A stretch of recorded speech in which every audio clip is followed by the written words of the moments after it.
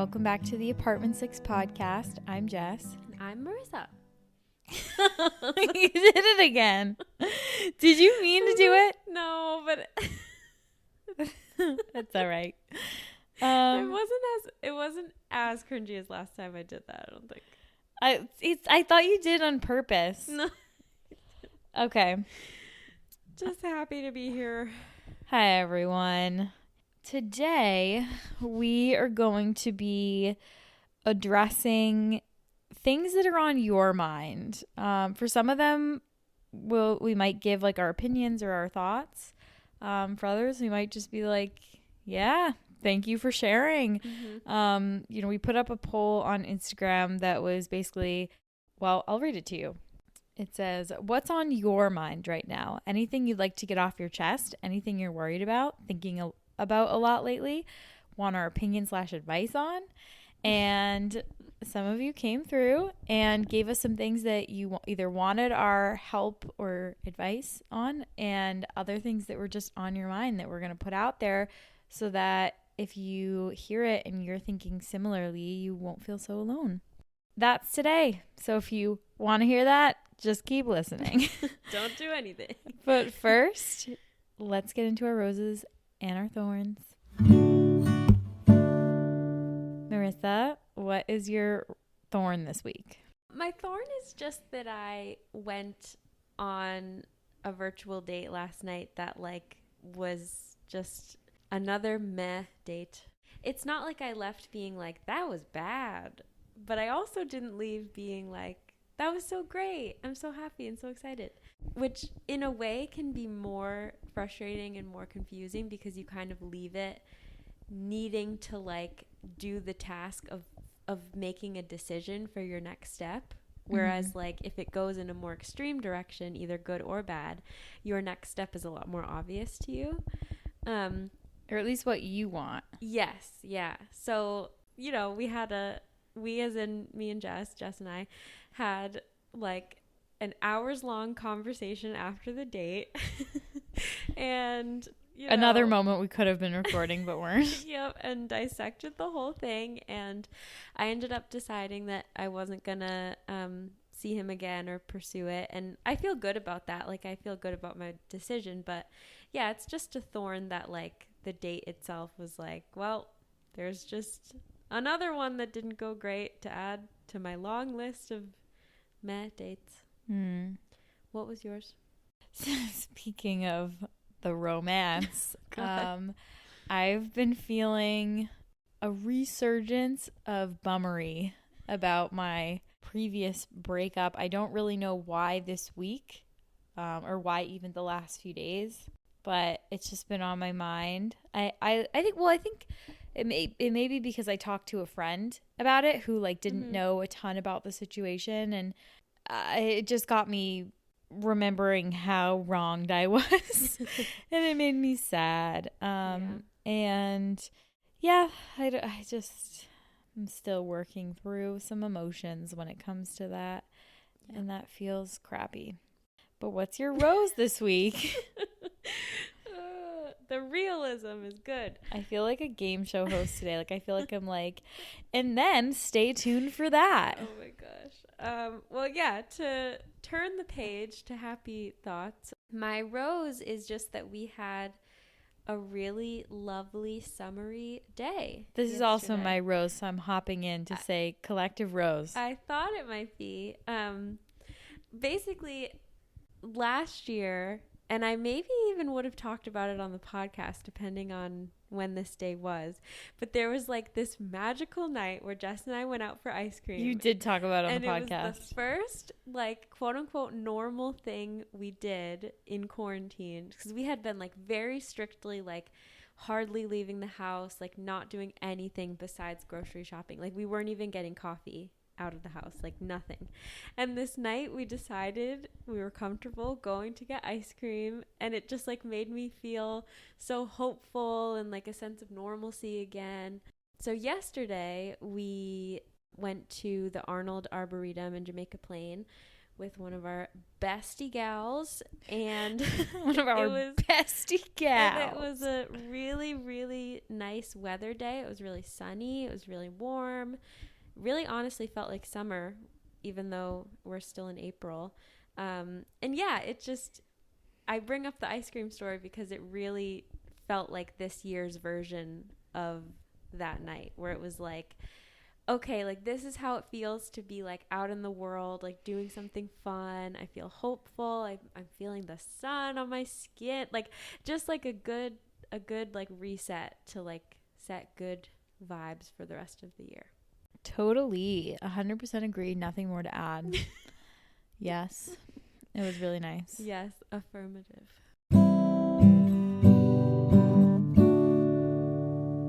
Okay, so our first submission says, feeling post-pandemic socializing anxiety. Do I know how to socialize anymore? That is real, and I'm going to let Marissa answer this first because yesterday when we were like, you know, getting ready to go to the Arboretum, Yep. You were like, oh boy. Yeah, I would even bring it back even further to the day before we went out, because that was when our friend reached out to us to make the plan. Oh yeah. And I just like getting a text from a friend who you love to do a fun thing should be nice. Like it should be like exciting and it should make you happy, but for me it sends stress like through my Always or only pandemic? Okay. Always. So it always does, but the thing is I haven't had to really deal with that feeling much in the pandemic. So like yeah, pre-pandemic I would kind of we've talked before about how if someone asks me something, I get so nervous in the moment that I almost need to not answer them right away. Just to make plans? Yeah, because like if someone asks me to do something, my first instinct is to like one time I'm thinking about, I was on the phone with a friend, and so she was asking me in real time on the phone in like a live conversation to do something. She asked me like, would you want to go to this place on this day? And I felt really nervous, and so that came out because I had to answer her in the moment because I was on the phone with her. So I like fumbled my words. Like I was like, well, I guess I would if, like, I came off like very unenthusiastic and very like giving conditions that would make me like feel more comfortable with this plan. Whereas if I was to wait like, 10-15 minutes after being asked and kind of do my like thinking about it and reasoning and like having my little nervous moment, but then being like, but wait, that's not worth being nervous about because blah blah blah. Like I almost need to like have that whole moment to myself, and then if I had the moment first, I would then go to them and be like, sure, sounds good. That's so interesting to me that just like a friend being like, want to go sit outside, like brings up such anxiety for you. This is why I think I might have some social anxiety. But yeah, so it's a feeling that I had a lot pre-pandemic because obviously we were being asked to make plans a lot more. And so I feel like throughout the pandemic, I kind of forgot how to deal with it and like forgot what it felt like. Because like even if people were asking me to do things, it's like the pandemic is such a built-in excuse that it was almost comforting to me to know that like if I genuinely didn't want to, I could say I'm not comfortable with that because of the pandemic. Like I've seen so many memes about this, about how introverts are like, oh no, our best excuse is going away. Right. So yeah, I feel like being asked to do sort of like a normal or the most normal thing we've done in a while with a friend set off those feelings in me again this week. And yeah, I just was like, whew, okay, like this is how that feels. I need to remember how to deal with this. I need to remember how to get through it because, as I said in the beginning of this episode, like it turned out to be a lovely day. This happens to you all the time where like your roses will be things that you like were so ambivalent about. Yeah, totally. And it's all socializing related. Like it's all like plans with friends and plans with whoever, like getting outside of the house basically. I would think that because it's been so, like, socialization has been like positively reinforced many times, like it's become like a highlight of the week kind of thing, that it would like start to go away. I mean, I Yeah. get why it doesn't after the pandemic. It's just been a long time since you've had like Mhm. consistent plans, like every weekend or every, Yeah. whatever, like very frequent plans. But Yeah, I would hope that like once we someday get like back into the swing of things, that will be a thing where like I am able to remember like, no, Marissa, remember last time how you felt about this and then it turned out to be great. But yeah, I feel like since that is so new again now, it's like newly nerve-wracking to me. So that's my take on it. I mean, it's not helpful, but it's just how I feel. yeah, I think I don't have any anxiety about socializing, in terms of just like the social interactions themselves, but I do feel like some anxiety about, like, getting COVID. Like, I don't want to get COVID, so I feel like I asked our friend like to wear masks in the car and keep the windows down and then like stay on separate blankets and stuff when we were in the arboretum. So, yeah, I mean, I just feel like I'm only comfortable with socialization under certain conditions for right now. And so that's something I think we're all working through our own anxiety when it comes to socializing, whether it's like the part of like having to see friends for the first time in a long time, or having to sit in social settings for a long period of time that's not like virtual where you don't have an easy out, or if it's just like nerves about like staying protected. I think that's totally normal, and I am sure that you are not alone at all in wondering if you even remember how to socialize. Yeah, totally. It's That's an interesting part of it too, is like when things are truly normal, like truly like COVID is no longer a fear and we're in social situations, are we gonna be able to flip the switch and like socialize exactly how we used to? Or I don't know. like that's the thing that I'm curious about too. Like, is life ever gonna truly return to how it was? I think it will because of how quickly we adapted to this. Yeah. But I think like certain things we will still be skeptical of. Mm-hmm. Like free food samples. Yeah, like maybe in a good way. Like Yeah. things that like probably aren't the most Like germy hygienic. things. Yeah. Yeah. I Yeah. don't know. But that's like a hopeful thing for this person who submitted this, that like just as we adapted to this life, I think we'll be able to adapt to more normal life too. Yeah.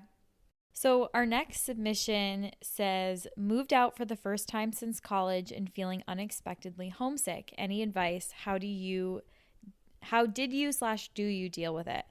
I remember feeling a little homesick when I first moved to college. I remember like after my parents left, because I'm from Boston, I went to school in Boston. My parents like weren't staying in town, so like they just like went home. But like my suite mates all were from outside of Boston, so their parents were all like in town staying at like hotels or things like that nearby. And so they all like, second day, like they like woke up and went to breakfast with their parents, and I felt really alone, and I like found myself like immediately feeling homesick. But I don't think beyond that I've ever really felt like, cuz I've felt like true, like I know what homesick feels like, and I haven't felt that since that period of time. For me, I miss like there are certain things I miss. I miss like my mom, I'll miss my dog. Yeah, or I'll miss my friends from home, but I don't tend to feel homesick. You? Yeah, I'm trying to like think back to college especially, and I don't think I felt a lot of homesickness in college just because I was so stimulated by everything that's going on, or that was going on. So I think that like my advice would just be to find stimulation. Like, yeah, I don't think I really experienced it in college. And the only time that I've actually felt like I experienced some homesickness is like now, like COVID times. But it's kind of made me realize like, what am I actually missing? Is it like the the physical place of home or is it certain people? And for me, that's my mom. Like my mom's the person who like is home for me. So then I just find that if I'm feeling homesick, I'm kind of like, well, actually, I just miss my mom. And then she'll like call me, and then that kind of cures it, because it's like it wasn't about actually being home. It was just about talking to her. So I don't know. You could do that. Like you could be like, do I actually miss like home, or do I just miss certain people? And then you could like reach out to those people and like have a phone call with them, or meet up with them or whatever. And then that could be something that makes you feel better. But like outside of like seeking that from other people, yeah, I think if you feel stimulated by the things that are going on with you, then that will kind of, I guess, distract you from the feeling too. Because like that's definitely what happened to me in college. Like if there's enough going on and you're fulfilled by enough other things, then it just makes it a little easier to like quiet that feeling a little more. Yeah, I think it's totally normal to feel homesick when you're in any place other than home. Like, I think it's like, regardless of the circumstances, whether you're moving out somewhere, whether you're just visiting somewhere, I think it's like a really normal feeling. And like anything, it's just something, it's like a phase and like a period of time that you'll work through. And then sometimes it might creep back up again. I would also say, like, to talk to your roommate if, because you might be surprised, like they might be feeling like a little bit like a fish out of water too, and they might be feeling like maybe they're not necessarily feeling homesick, but maybe they're feeling the need to kind of have some, I don't know, like homey things that you guys do together to just like make it feel more homey, or to feel more cozy and more at ease. So like it's always possible that you could find comfort in each other. And it's like a different version of home. Yeah. Yeah. I think you will be okay. And you can always visit home. Home is more than just a place. Or like so my mom FaceTimed me today, and she was showing me clothes that she bought, and I was like, Mom, you bought all these clothes. She's like, what do I keep? What do I keep? And I'm like, I don't know what you need to keep. Like, you need to decide. But when she was like showing me stuff, she was like taking the phone. And so I was like seeing my house. Like I was like seeing like the different rooms of my house, because she was just like walking around the house with the phone in her hand. And honestly, seeing it, like seeing her in that environment, just like made me feel really good. Like it almost felt like going home, just to like FaceTime her while she was home and see it. So that's something too. Like you could like FaceTime someone from home and, just be like, can you like give me a little home tour? Like I just want to like see it. Yeah. I think like for me, because like I don't have my childhood home, I will feel homesick for that. Like I feel homesick for the period of time where I had that. But otherwise, like I don't feel homesick for like my mom's new house. And I might miss my mom, but to me that doesn't necessarily feel like homesickness. So it's just like a tricky thing. I think for me, feeling homesick is a different thing. Yeah, it's nowadays. Almost like nostalgia. Yeah. All right. So the next one says gender identity things. I always struggle with presentation, i.e., like looking, quote, non-binary versus, quote, feminine. Could be cool to hear y'all's thoughts on what helps you feel the most yourself. So as this person hints at, and because they know us in real life, knows, we both identify with the sex and gender we were assigned at birth. So we only have that experience. But I think that in terms of like looking, quote, non-binary versus, quote, feminine, I think that one of the things I have seen someone else who I follow on social media who is non-binary say is that if you are non-binary, you look non-binary, because non-binary looks like whoever identifies as non-binary.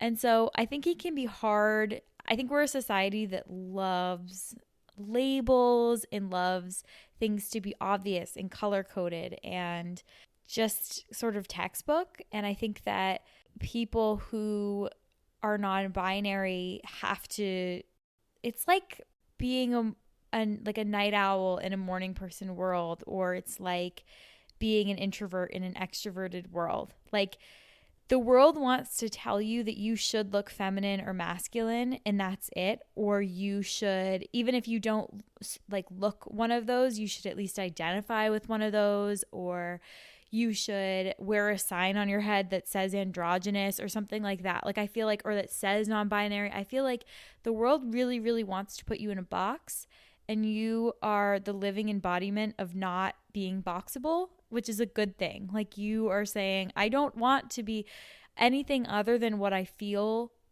I identify with. And if you identify as non-binary, you still are that, whether you some days want to present more, quote, feminine, or other days want to present, quote, masculine. Yeah. Or if neither of those are even things that you regularly use in your vocabulary, and you don't look at clothing and see feminine or masculine, if you just look at things and see your style, I think that's okay. And I think that is probably maybe the best place you could be, is where like you look at your closet and you don't see like, oh, today I can, play up my feminine side or my masculine side, but you just see everything that reflects your style, and you just kind of mix and match. And I think that what it sounds like maybe you're feeling is like society's pressure. But if you really try to tune into what it is that you want and feel like, I think that maybe you wouldn't even use words like feminine or masculine, which I think that you know how you feel, and you know what your own style is, and I think you already know that you don't need to be put in a box. But I hope this is like a friendly reminder to you that you don't owe anyone an explanation about why you're wearing something, or why you're presenting a certain way, or why you enjoy sometimes playing up your femininity versus sometimes you just like want to not really, I don't know, like fit into any type of mold. I think that's totally okay.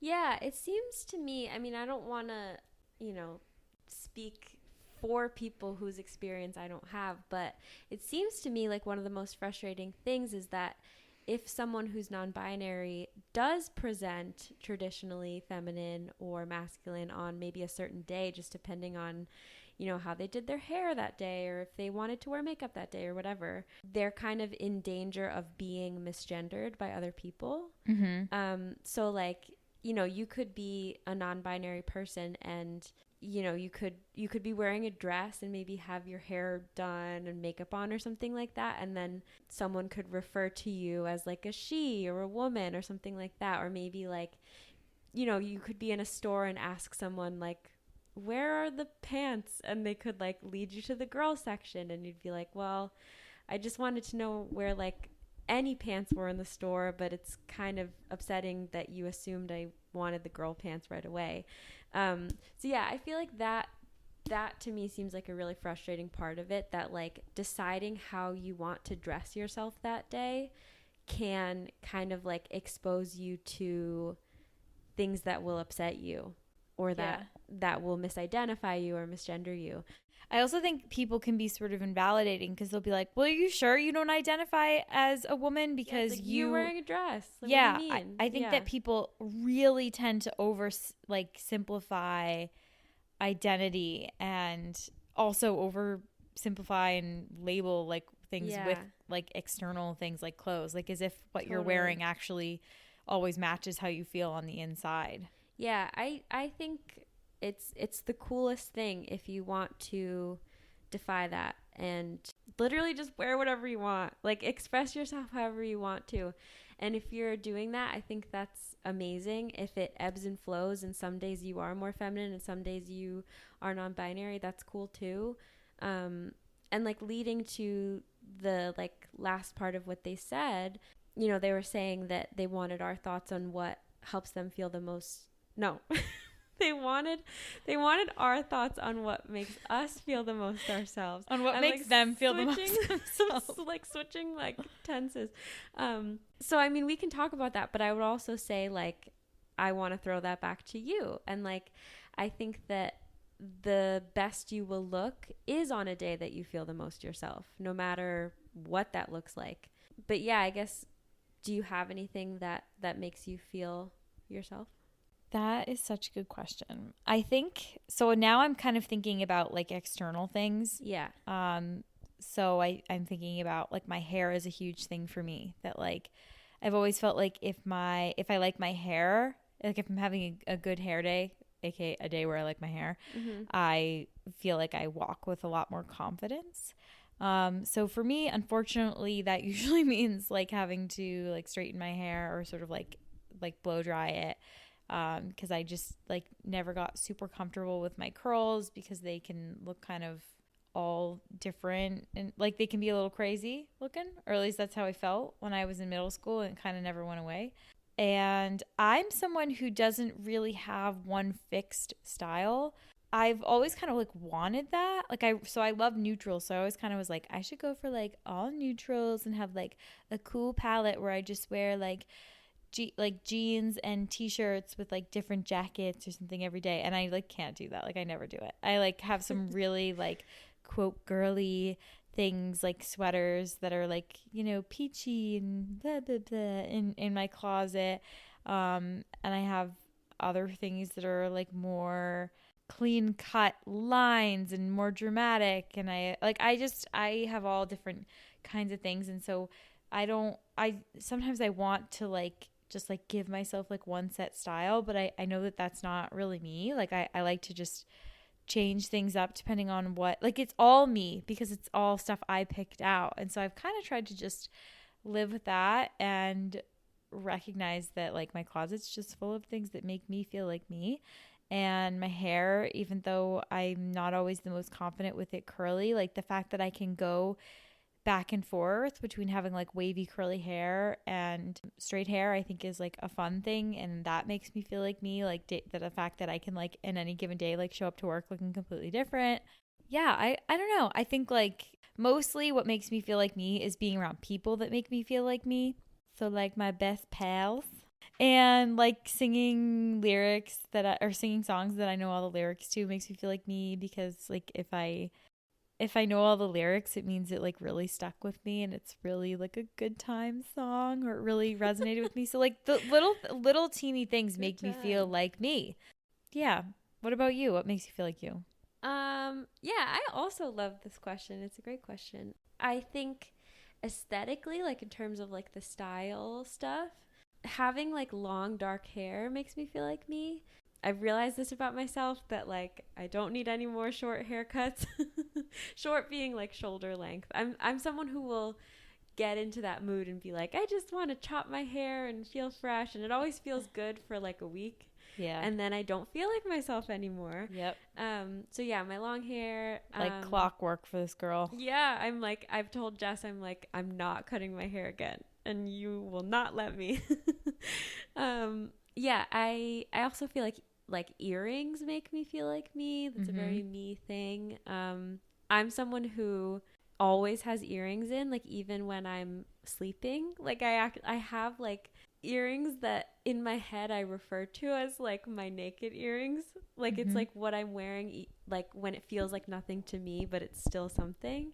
And like I will change those out for like more, bigger earrings or more stylish or whatever. But like even when I take those off, I can't just have bare ears. I need to like put my plain hoops back in. So that makes me feel like me. I also just feel like if I had to define my style in some way, it would be very minimal in terms of clothes. And I guess like casual. Like I like to wear things that are pretty plain and comfortable. Like I'm always in like in the summer I'm in a black t-shirt and shorts like all Yeah. the time. And in winter I'm either in like jeans or leggings and a sweater or a sweatshirt, like a crew neck sweatshirt. Like I just have certain like very basic things that I don't really go outside of them because they feel like me. So yeah, that's kind of like external stuff. But then yeah, I feel similarly. Like I feel very comfortable in the roles that I play in like my friend group and my family, and those are the roles I've been playing ever since I've been in those groups. So like they make me feel like me because those are comfortable roles to play. And yeah, I feel totally similar about music too. Like if if I'm like sitting on my bed and I pull up ultimateguitar.com, which is where I get all my chords from, and there's like a song I've been loving recently, and I search that in and I pull up the chords and I'm like playing it on my guitar and singing it and stuff like that. That also makes me feel like me. And also, you bring up a good point about like songs specifically that you know all the words to, because I also feel like I really feel like me at a concert where I know all the words to every song they play. Mm-hmm. Like that is such like an authentic, like self-affirming feeling to like be at a concert and every single song they play, you know all the words and you like sing along to every single They're song. like, get the posers out of here. Yeah, exactly. I'm ready Whereas, to rock. like if you're like at a concert where you don't know all of their songs, it's like those songs you don't know will come on and you'll feel like be an outsider. This is cool, but I don't know it. Yeah. So yeah. Totally. So the next one says, I need a change in my life, but I'm unsure what. I already cut my hair and got a tattoo. LOL. Speaking of cutting hair. So I I wanted to do this one next because we were just talking about things that make you feel like yourself. Yeah. So, I know that you're not asking for our advice. You're just sharing that that's how you feel. So we don't have to speak on this too much. But I want to say, because of what we were just talking about, that maybe find some things that really feel like you, but that maybe you haven't been doing lately, whether it's in your looks or in your routine. So you said like you really feel like you need a change. But I wonder if what you need is just like to tap more into yourself and into what you're enjoying. But also I think it's really fun to play with your appearance, and you said you already cut your hair and got a tattoo. So those are two really great ways to play with your appearance. One much more permanent, but I think maybe like play with your style, maybe go through your clothes and do like a closet clean out.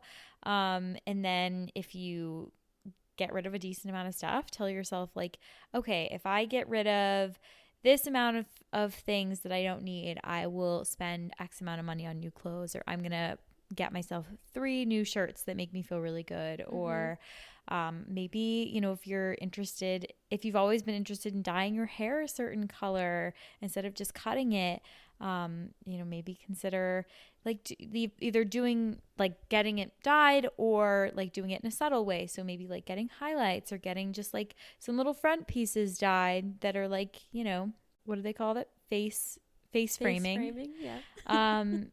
So just kind of think about what is it that really feels like it needs a change right now. And if it is your appearance and things like that, maybe there are small ways you can incorporate changes. But if it's something else, maybe it just means tapping into some new ways to spend your time or new things in your routine, and those would be enough. I started putting whipped cream on my coffee, and that feels really good for me. Major. So like it could be really small things. Like I felt like I needed a change in my coffee and like my coffee routine. I felt like I wasn't enjoying coffee at home. I always wanted to go out for it, and I started putting whipped cream on it. Like maybe you just need to like put some whipped cream on yourself. Like I don't like maybe you just need a little something extra spicy. Whipped cream on it, man. A little something extra sweet. Yeah, I think that's great. I also think that a cool way is to like inspire some change is to refresh your space. Yeah.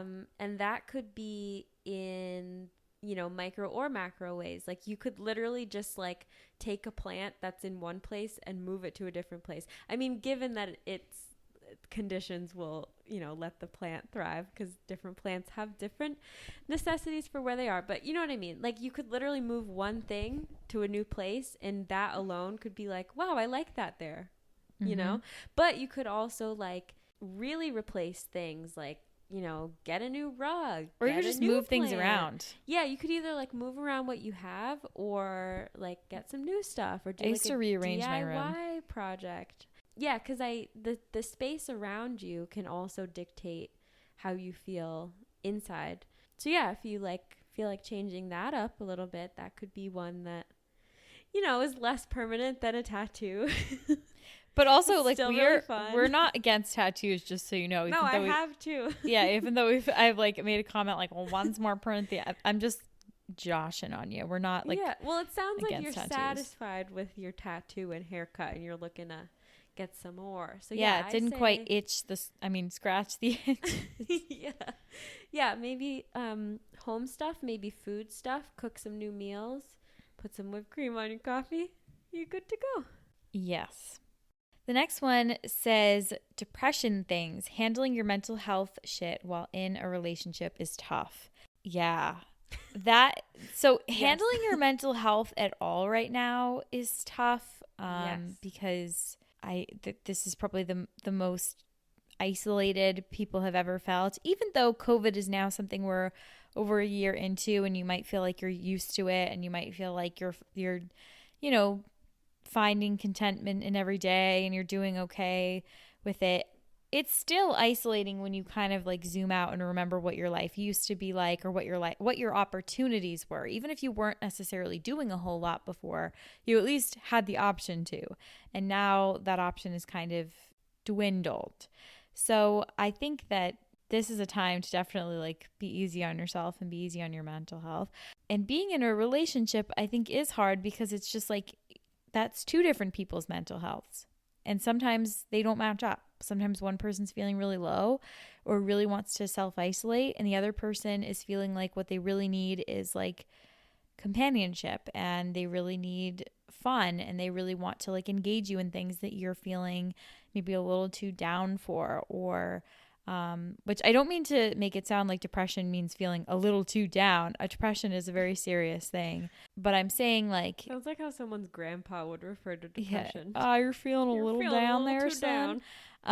No, what I mean is to say that I'm sort of taking things out of extremes and saying like, maybe in relationships, you're not always going to be on the same page, and that you're not always going to be on the same page with like literally how much energy you have or what you're wanting out of the day, let alone like having mental health situations that completely match. And in a way, that's a good thing, because if you were both very depressed, then maybe that would be even harder. But I think it can feel kind of isolating if you're in a relationship where you're feeling really down, or you're really struggling and your person is not, and you either really want to feel the way they do, or you want them to understand how you feel. I don't really know what the situation is, but I know that I have been a partner in relationships where mental health has been kind of a struggle. I think my mental health, like my anxiety, has struggled in relationships, and the other person has had to manage that and deal with that. And then on the flip side, I have been in a relationship where the other person's anxiety was particularly bad, and they were dealing with some really rough, dismal times, and I had to be a good partner to them. And it's hard, and you shouldn't have to feel bad that it's hard. Obviously, your partner wants to be with you, but I think that, there's no getting around it. It can be tough to be a partner and take care of yourself, and also want to naturally kind of nurture and take care of your partner. Yeah, I would say probably one of the worst things, or like a bad thing you could do, is force feelings that you don't have. Like if you're really not feeling happy that day, or up to something you have planned for that day, or whatever it is, it can feel like you need to, put a smile on, or put on a happy face, or whatever, to like please who you're with, or like not rock the boat with them, or whatever. But I think in the long run, the best thing to do is to just be authentic to your feelings and just trust them to absorb that. Yeah, I think if there's a way, maybe you've already like shared with your partner. I'm saying you. I'm not even at this point responding to the person who wrote this. I'm just kind of giving a royal you, because I think lots of people are, in relationships, and everyone has mental health. Yeah. So I think like if you can share with your partner how you're feeling, which hopefully you are able to if you're in a relationship with them. Mm-hmm. I understand, like I've been in a place where like my partner didn't really get how I was feeling. Mm-hmm. And so that was difficult. But I think that some people, if they don't experience it, like if they don't experience really low lows, then they don't, or like really anxious times, maybe it's not even about like explaining to them how you feel, but explaining what you would need from them. Mm-hmm. I think like feel like I think like being honest with your partner and just having that conversation about like, this is how I'm feeling, and this is like my limits is important. But also if you can bring them into it by saying, this is what I think might help me from you, or maybe if we tried to do this, I might respond to that, or maybe I could feel differently if we tried doing this. And I would just encourage like any kind of, I would encourage a partnership, trying to navigate your mental health, because if you're in a relationship, you shouldn't really have to do it alone, because that person should care about your well-being too. Yeah, and if you feel like it would be burdensome to have their help and have them help you, then you can tell them that too. Yeah, I think that's a really like important thing to look at, and to like to maybe think what about. you need is space, or for them not to always ask you, how are you feeling now? Yeah. Yeah, because I think what can happen is like people can be really thinking a certain thing. Like if you're having a really down day or week or whatever it is, and you're kind of thinking, I wish my partner would do this. Like I wish they would do this for me. Like that's what would really make me feel better. But you're never saying that out loud. Yeah. And then the person is just like, even if they mean the best and they really do care about you, then that still might not cross their mind. Yeah. Or I wish they would stop doing this. Yeah, like stop doing something or start doing something. Yeah. So if you've already identified that thing, then I think it's also great to let them in on it and not just like hold that in your head. If you haven't figured it out and you don't know what you need, that's okay too. But if you do, then you might as well share it. And if you're willing to, maybe ask them, because I don't really, or tell them, I don't really know exactly what I need or want from you right now, but here's how I'm feeling. And like, I'm just wondering how that's affecting you. And if there's anything you feel like you want or need from me right now that I'm not giving you. And let's like have a conversation about how we can maybe change the circumstance, or how we can help each other without assuming what the other person wants. Yeah, let's talk about it. We love communication. And tacos. I had tacos for dinner. I know, I smelled them. They smelled good. It was like an early dinner, and now I'm hungry again. I'm going to have pizza after this. Yum. Anyway. And our next thing says, I'm so obsessed with finding a job post-graduation, with like a crying, like not crying, but like despair mouth face. open. Is that what you call it? Yeah. In my head. Despair face. Despair. That's real. I know that we've talked about, like, again, you're not asking for advice, so I'm not going to like go off on a long tangent on you.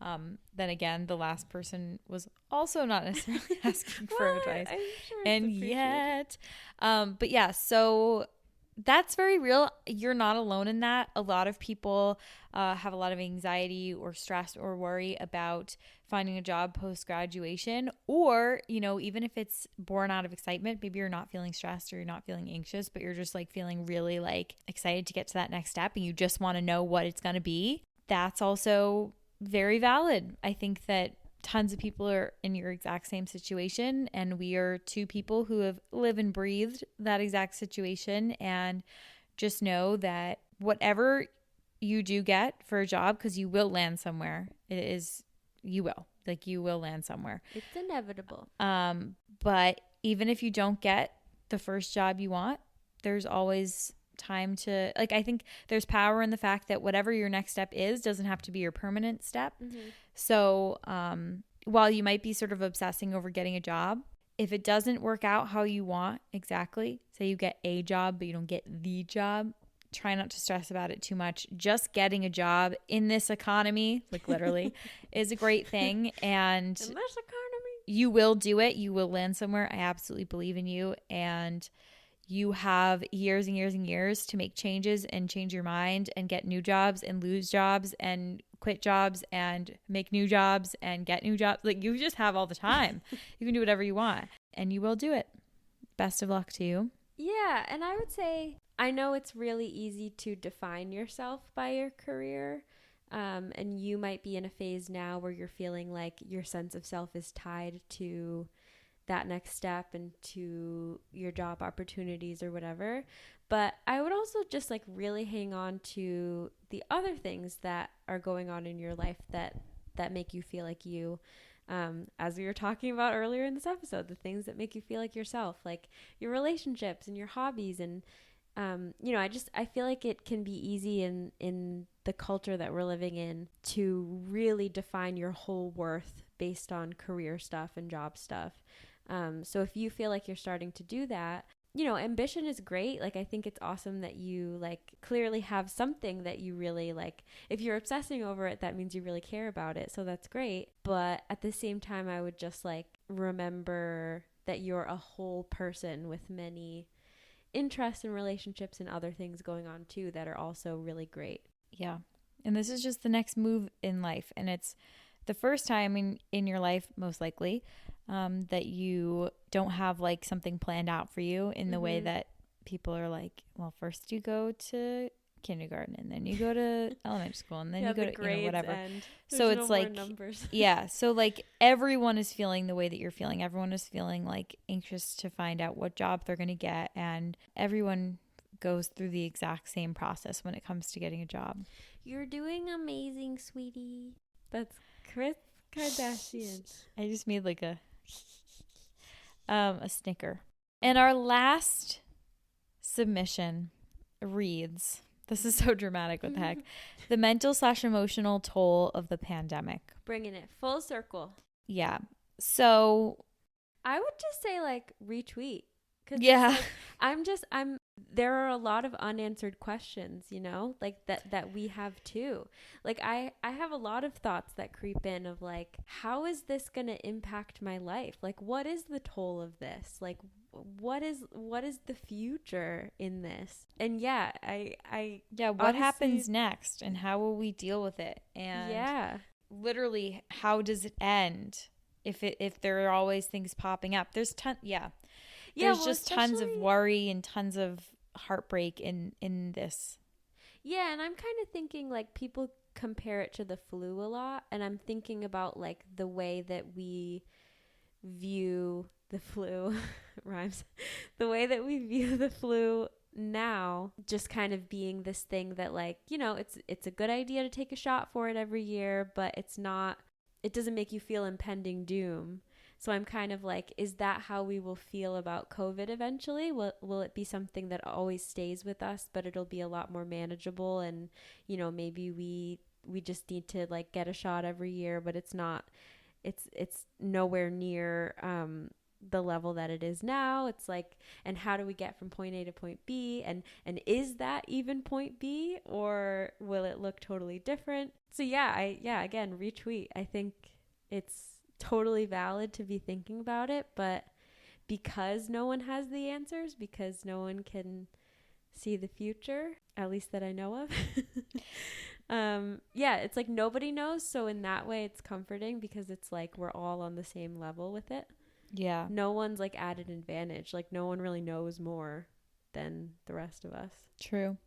And I know that there's a lot of other things that go into the mental and emotional part of dealing with this pandemic. We've talked about feeling isolated. We've talked about socializing and dating and trying to feel some sort of semblance of normal. We've talked about missing people. I think for some people it's, you're living with people that you don't want to be living with, or you feel like you're putting your life on hold in a way that you don't want to, or so I think that there are all kinds of things. Or you lost a loved one, or you yourself had COVID and are suffering health complications. Like there are all kinds of things that go into why this is like plaguing people mentally and emotionally. And I think that I just have a lot of empathy for it all. And I don't have any sort of like button thing to say, but thank you for sharing how you were feeling with us. Yeah. And if you want us to do more of these, dear listener, let us know. Lovely if you ever just like want to do like a heart dump, like a heart spill into our DMs, or if you want us to, if we don't ask for it, you can just give it to us. Or if you want us to put up another question box of just like what's on your mind. This was nice. Because it's like, we know we have a lot on our minds. So it's like, surely other people do too. And you did. It's just cool to hear like what is on people's minds. And right now we have a lot of collective things on our minds, true. State of the world type of things. Yeah. But I hope that maybe if some of these things were also on your minds, but you didn't, or mind, but you didn't feel like sharing, or because obviously we can't make our question box anonymous on Instagram, although maybe we could do like a Google Yeah. form or something. But we like will never share what you put into our DMs. I would know that I wouldn't want it to be shared. Yeah. So you have our promise of anonymity, and we're happy to do this again if you feel like that's something you enjoy hearing about, is like what else is on other people's minds. Yes. We will talk to you all next week. Bye. Goodbye.